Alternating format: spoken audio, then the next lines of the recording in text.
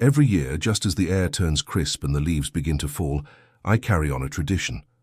The night before Halloween, I pick the perfect pumpkin, lay out my carving tools, and bring a new jack-o'-lantern to life.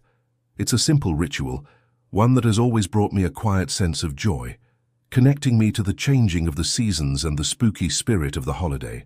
I'd set him on the porch, a goofy, toothy grin welcoming the neighborhood kids. It was always the same until this year.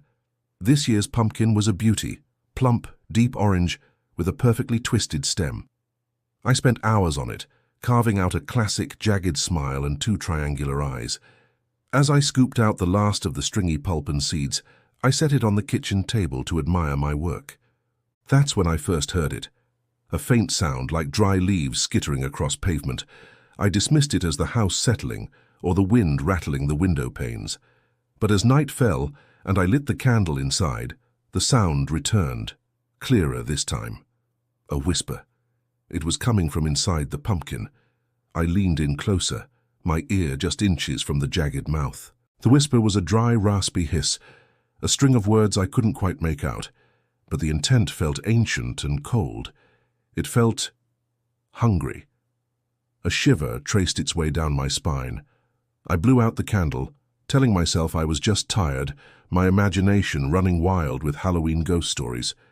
I locked up and went to bed, trying to shake the unsettling feeling that I wasn't alone in the house. The next morning, sunlight streamed into the kitchen, and for a moment everything felt normal. Then I saw it.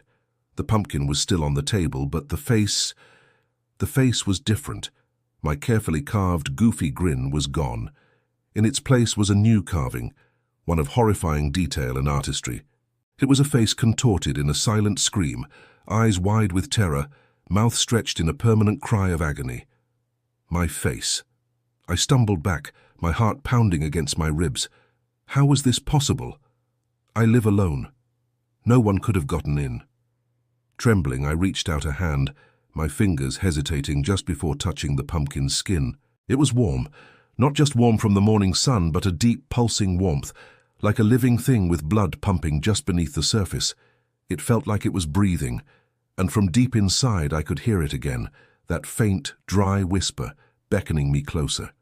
Thanks for watching. If you enjoyed this story, don't forget to like, subscribe, and hit that notification bell for more chilling tales. Stay safe out there.